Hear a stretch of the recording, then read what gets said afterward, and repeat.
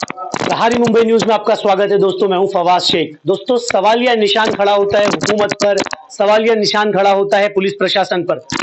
मुल्क एक और कानून दो क्यों?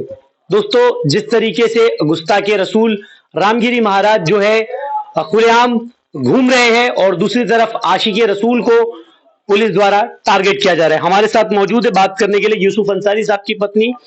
जिस तरीके से आपके शौहर जो है उन्होंने गुस्ताखे रसूल के खिलाफ एफआईआर लेने के लिए प्रोटेस्ट किया और काफी जिद्दोजहद की, आज जो है आपके घर में लगातार पुलिस आ रही है, इस तरीके की खबर आ रही है, इसको क्या कहेंगे, कैसे देखती है?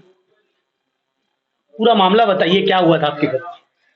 सुबह परसों के 2 दिन पहले पुलिस आई थी। सुबह सुबह 11 बजे 4 पुलिस यूनिफॉर्म में आई थी और 2 गन मशीन के साथ थी। उन्होंने मुझे पूछे तुम्हारा आदमी किधर है? मैं बोली अहमदाबाद में। फिर उन्होंने बोले कि हमको एग्रीमेंट बताओ। मैं बोली एग्रीमेंट तो नहीं है, वो मेरे आदमी के पास है, ये सब में मैं नहीं रहती हूँ। फिर उन लोग दरवाजे पे बंदूक ठोके और इधर उधर देख के उन लोग चले गए। फिर 1-1 घंटे में ऐसा 4-4, 5-5 पुलिस आई सादे लिबास में और उन्होंने भी यही पूछे एग्रीमेंट दो, नहीं तो घरवाली का नाम बताओ, बत्ती का बिल दो, नहीं तो तुम्हारे आदमी किधर में। बोली मेरे आदमी तो अहमदनगर में है। फिर भी बोलने के बाद भी वो लोग आते ही रही 1-1 घंटे में एग्रीमेंट मांगने के लिए। आपको क्या लग रहा है, आपके पति ने कुछ गलत किया नहीं, या ऐसा आपको कुछ है कि पहले उनके साथ कुछ ऐसा हुआ था जो कोई गलती है जिसलिए कानून जो है उनके खिलाफ एक्शन ले रहे हैं, या फिर कानून जो है ज्यादती कर रहा है क्योंकि वो आशिके रसूल है और गुस्ताखे रसूल के खिलाफ खड़े हैं? हाँ, मेरे को लगता है कानून ज्यादती कर रहा है उनके साथ, क्योंकि वो आशिके रसूल है ना, इसके लिए।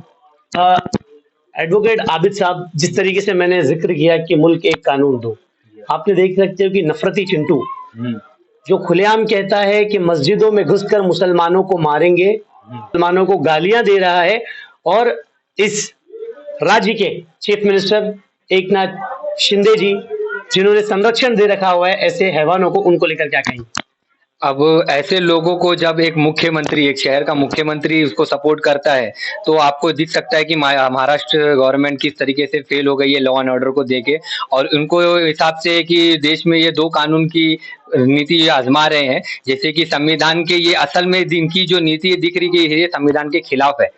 अगर संविधान को अगर ये फॉलो करते तो सबके लिए कानून एक होना चाहिए, चाहे वो अजहरी जी हो चाहे वो रामगिरी जी हो, सबके लिए एक होना चाहिए। मगर यहाँ पे इंटेंशनली जो माइनॉरिटीज के लोग के जो मुद्दे होते हैं उनको जो इंस्टिगेट किया जाता है उस पर सरकार ना कुछ करके, बल्कि अगर माइनॉरिटी के लोग उसके ऊपर एलिगेशन करते हैं या उनके ऊपर कंप्लेन करते हैं कि इन पे एफआईआर लो, उनको अरेस्ट करो, उनको अरेस्ट तो नहीं करते, उल्टा उनके पीछे पड़ जाते हैं कि उनको किस तरीके से हम अलग अलग केसों में या अलग अलग तरीके से उनको अरेस्ट कर सके। बहुत सारे मुसलमान परेशान हैं, मुसलमानों के अंदर गुस्सा और जोश भरा पड़ा हुआ है, लेकिन मुसलमान जो है संविधान का पालन करता नजर आ रहा है। बहुत सारे मुस्लिम लीडर्स जो है जिन्होंने देवी देवताओं के खिलाफ अभद्र टिप्पणियां की है, ये बात किसी से ढकी और छुपी नहीं रही है। आपको क्या लगता है, एक वकील होने के नाते मैं आपसे सवाल कर रहा हूं, जिस तरीके से प्रोफेट मोहम्मद सल्लल्लाहु अलैहि वसल्लम के खिलाफ जिसने भी अपशब्द टिप्पणी की है उसके खिलाफ कार्रवाई होनी चाहिए, आपको नहीं लगता कि किसी भी धर्म के खिलाफ अगर कोई कुछ टिप्पणी करे तो उनके खिलाफ केस रिकॉर्ड करके उसके खिलाफ कड़ी से कड़ी कार्रवाई होनी चाहिए? देखो, डेफिनेटली हर किसी के खिलाफ होना चाहिए, वो कोई भी बिरादरी से, कोई भी कम्युनिटी से हो, अगर वो हेट्रेड पैदा कर रहा है 2 कम्युनिटी के बीच में, चाहे वो मुस्लिम हो, नॉन मुस्लिम हो, क्रिश्चियन हो, एक्स वाई जेड, जो भी कम्युनिटी से डिपेंड कर। देखो, हमारे को फ्रीडम ऑफ स्पीच है, इसका ये मतलब नहीं है कि हम किसी के रिलीजियस सेंटीमेंट को हट करें, वो किसी का भी हो।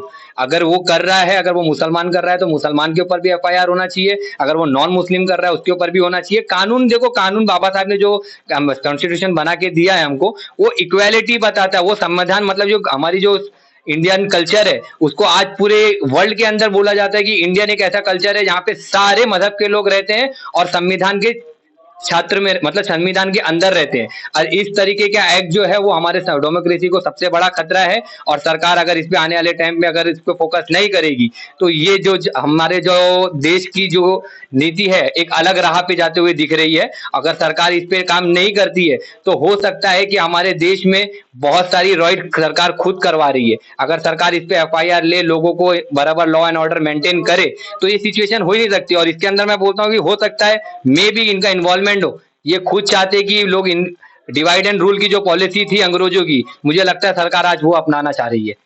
प्रशासन और पुलिस का दोहरा रवैया देखने को मिल रहा है।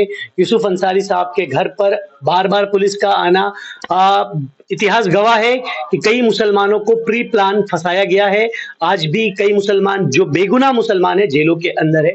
जिस तरीके से अब पुलिस आ रही है उसको लेकर क्या कहेंगे, क्योंकि परिवार के लोगों को डराया जा रहा है, गन लेकर आ रही है पुलिस, आर्म्स भी दिखाना, शो करना सिविलियंस को, उसको लेकर क्या कहेंगे? देखिए, ये जो एक्ट है, जैसे कि आज मॉर्निंग के टाइम पे जब मुझे रात में मैंने वीडियो देखा, तो आज बहुत सारे सोशल वर्कर के साथ मुसीन भाई और भी बहुत सारे लोग हम लोग थे। हम लोग पुलिस स्टेशन में विजिट किया।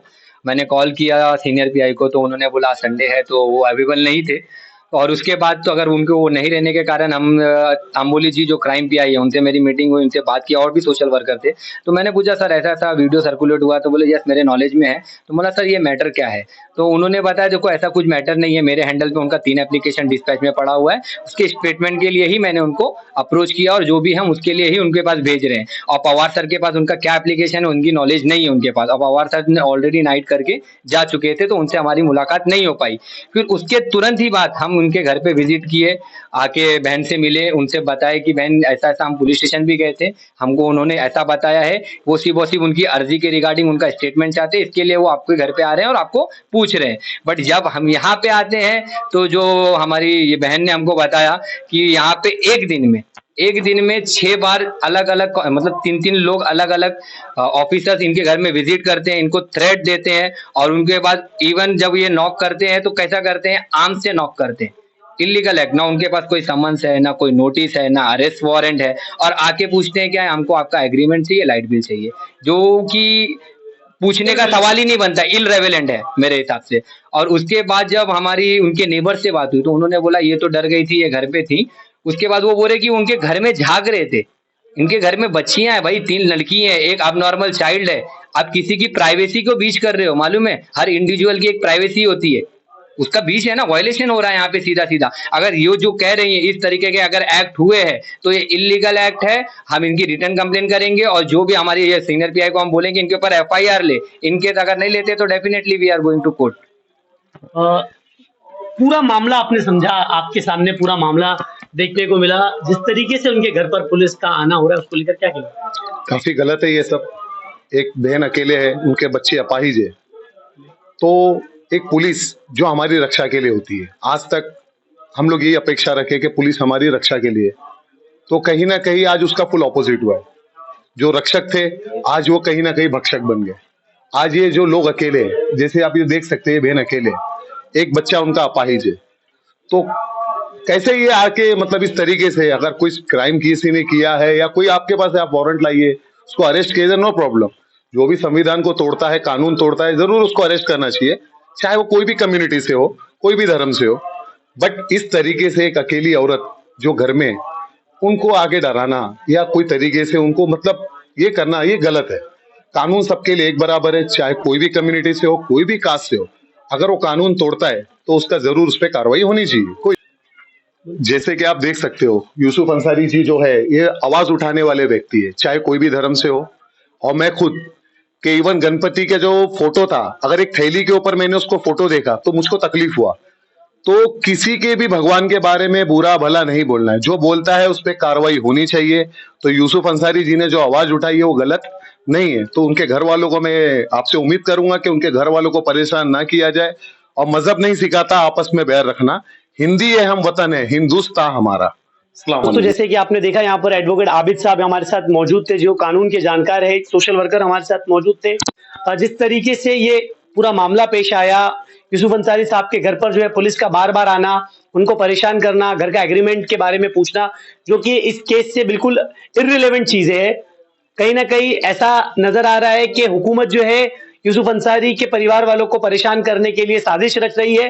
पुलिस को भी इस चीज पर ध्यान देना चाहिए कि नीतीश राणे जैसे नफरती चिंटू जो मुसलमानों के खिलाफ अपशब्द का इस्तेमाल कर रहे हैं, मुसलमानों के खिलाफ अभद्र टिप्पणियां कर रहे हैं, रामगिरी महाराज जो गुस्ताखे रसूल है उन पर अब तक कोई कार्रवाई नहीं हुई, लेकिन जो आशिकी रसूल है उन पर सरकार जो है धड़ल्ले से कार्रवाई कर रही है। ऐसी खबरों के लिए बने रहिए प्रहारी न्यूज। कैमरामैन अमीन के साथ में फवाद शेख।